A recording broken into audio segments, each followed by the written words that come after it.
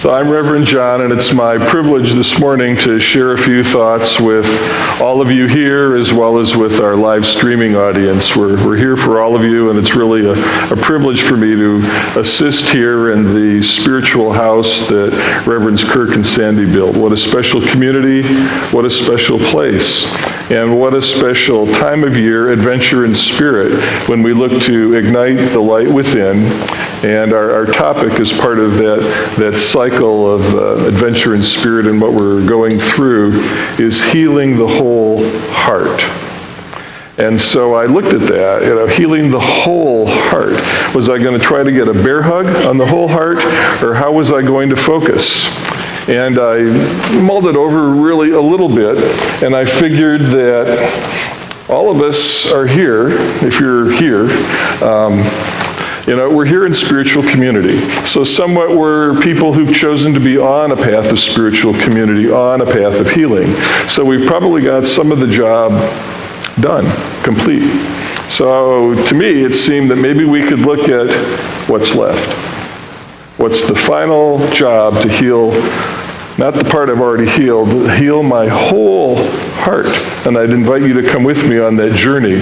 Whether it looks like there's a mile left to go, or we've heard eloquently from Quinn about, after a period of years of participating in quite a lot of joy and delight, some profound comments. Do you feel like you've gone a long ways, or maybe you're here and you're feeling like you're just starting that journey and how much is left? Or maybe you're working on it and there's just like an inch left.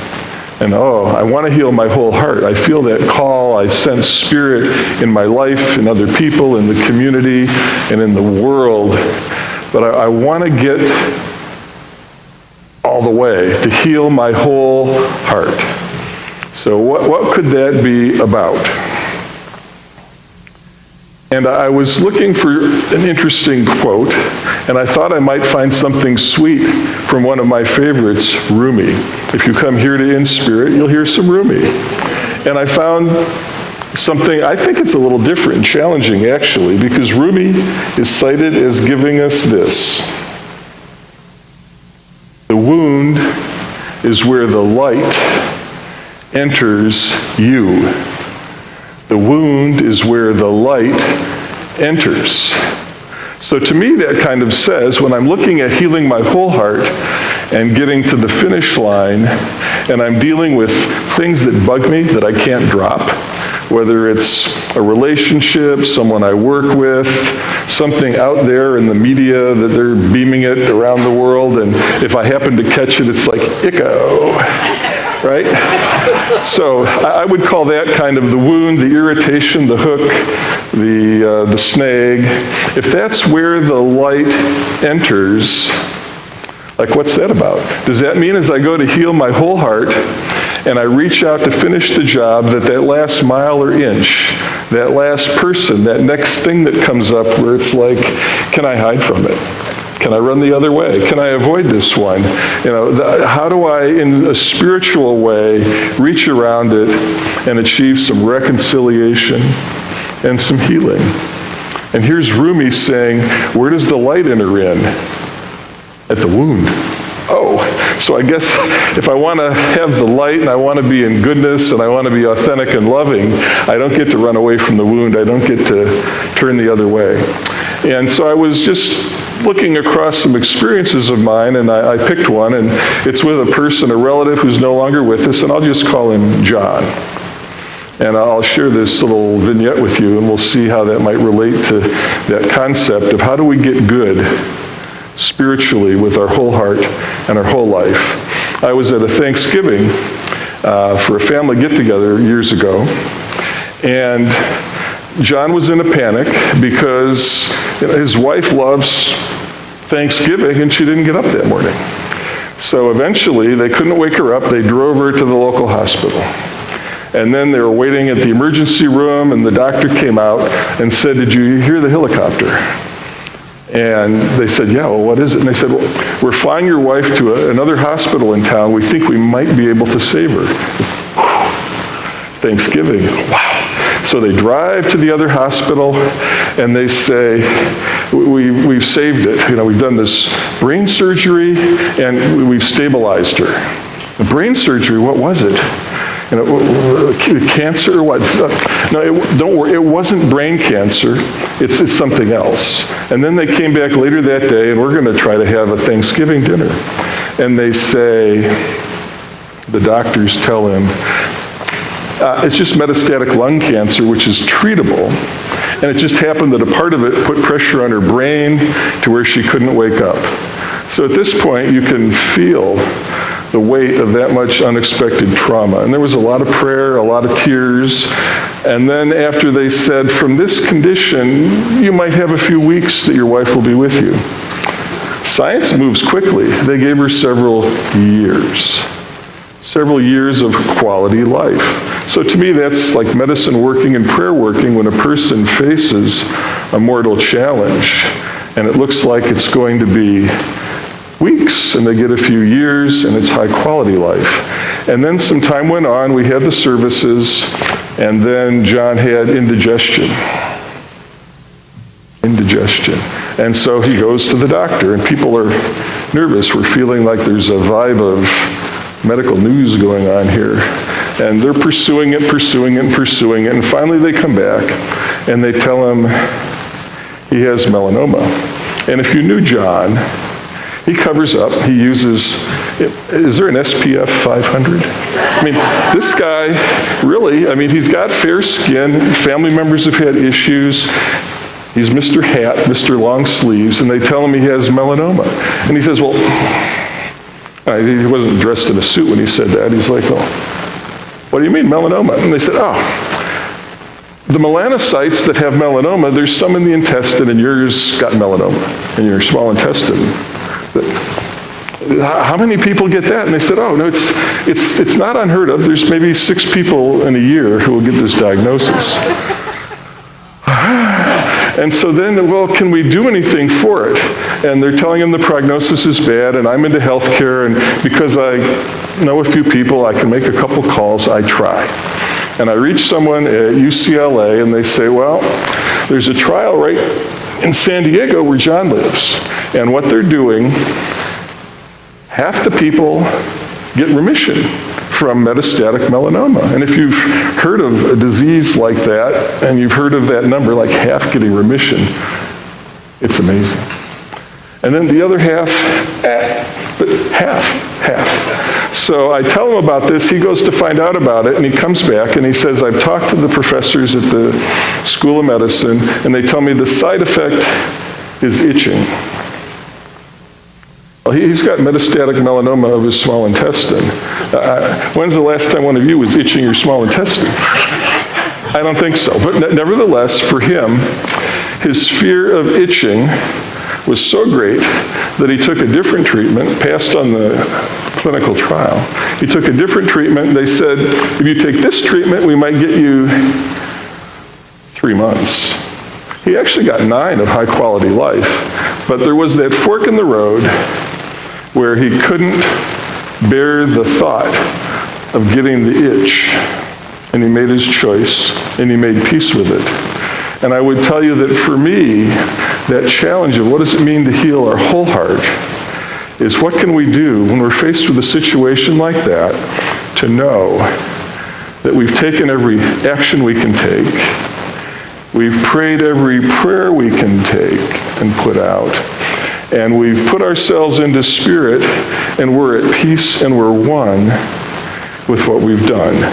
And so for me personally, that's kind of my metaphor for what does it mean to heal my whole heart. When situations come up, have I done enough that I'm good with other people, I'm feeling good with spirit, and I'm good with myself?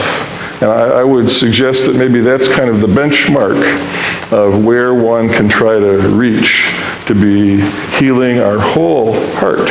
And if that kind of thing is interesting, stick around at noon after service. We'll have Adventure in Spirit, which is very much around how do we heal our whole heart? How do you look at that last distance to the goal line and heal around that? Or on Tuesday in the evening, we'll start, and there's information outside, we'll start the foundations class, which Quinn spoke to. We have pathways here for those of you who want to pivot a little bit and focus on how to heal our whole heart, because I do believe it's possible, and I think it's worthwhile. In that same vein, I'll turn to one of my other spiritual authorities that I like to refer to once in a while. I think it's appropriate after John's story. And that would be, of course, the wisdom of that man from all the ages, Groucho Marx. And what would he say that could possibly be helpful as we contemplate healing our whole heart? Directly from Groucho, I do believe.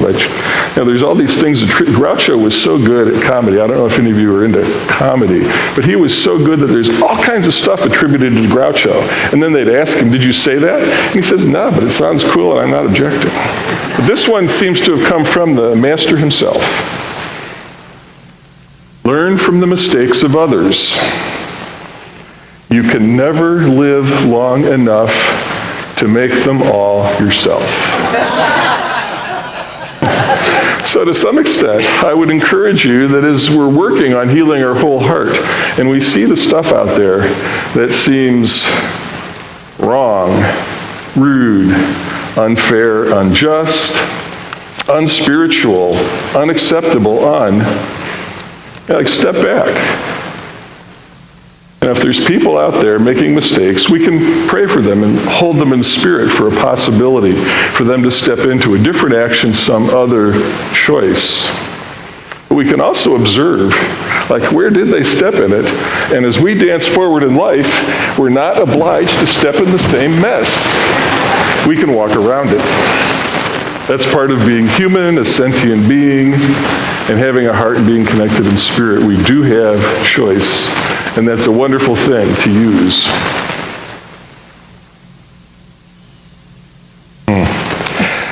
I think I'll share the little thought I pulled out from Ernest Holmes next, and then I've got another story that's close to my heart that I wanted to share with you this morning.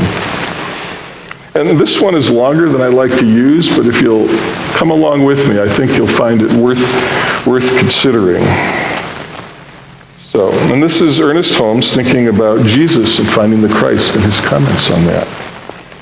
Back of the conflict of ideas, back of the din of external life and action, back in the innermost recesses of uplifted thought and silent contemplation, there is a voice ever proclaiming. I'm going to give the quote, but now you have to do some translation. I couldn't figure out how to adjust it to our modern gender and terminology, so just translate it as I read it, please. Get to the essence of what he's sharing. This is my beloved Son. Seldom does this voice penetrate the outer world of human experience. Seldom does anyone allow it to perfectly express through him. We must learn to listen for this voice. Call it conscience, intuition, or what we will. It is there. No man need go unguided through life, for all are divine at the center, and all are images of the Most High. So how can you give this thought access to your voice, even in imperfect expression, doing our best? What could that look like? So for a little example that kind of lit my life, I'm going to share an scenario that my wife brought back. She went on a field trip for purpose. It wasn't just fun, to New York City, and she had an experience there. And she brought this back. And you can ask her about it afterwards. She's in the front row, and she's in green. I'm in the tie I have that goes best with green, but then when I got out my green tie, so it goes best with green, but it isn't actually green. I'm not colorblind. So the lady in green with the white shoulder shawl, that's Joan. She'll wave back at me. Yeah, you can ask her about this story, because to me it kind of lit me up, uplifted me. So, and this is just her. She goes back there, and the person she has to see is in Brooklyn. which is not Manhattan, it's Brooklyn. Okay. And so she goes and she stays in Brooklyn. She does her thing in Brooklyn, and she has some time before she's coming back to California. She wanted to go to Central Park.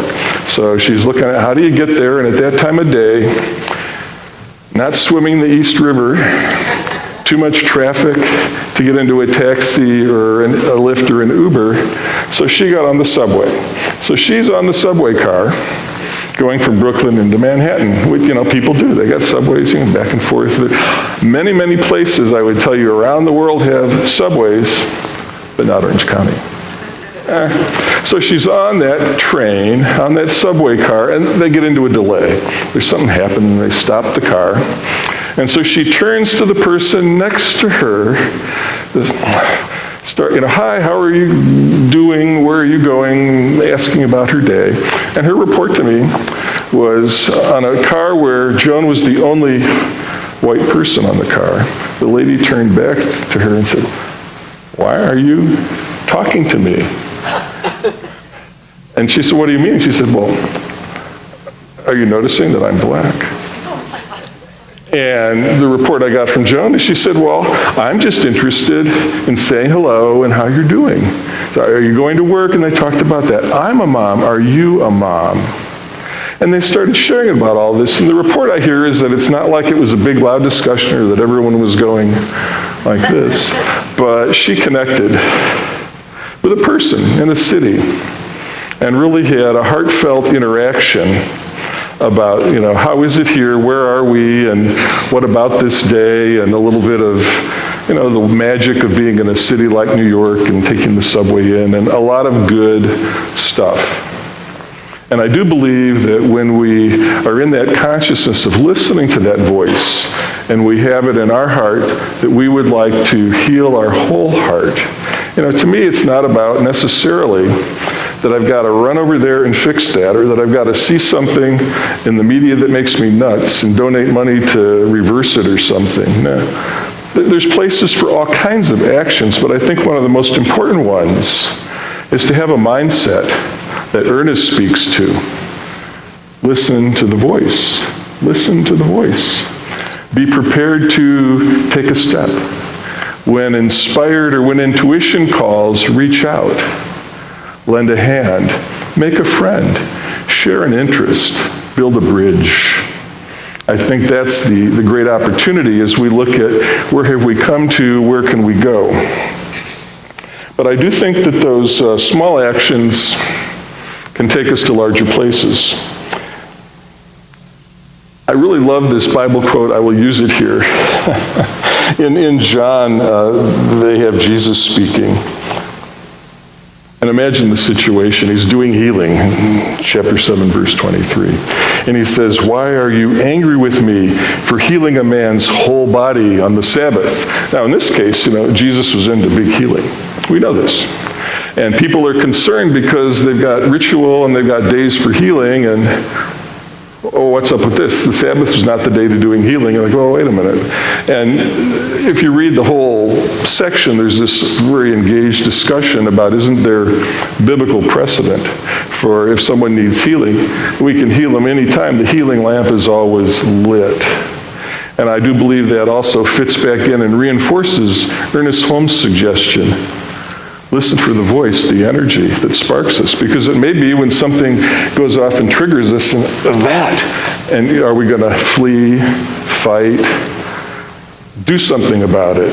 But it's also when just in the course of walking through life, Spirit shows up and gives us a nudge, and it's time to lend a hand, say hello, do something, make a difference.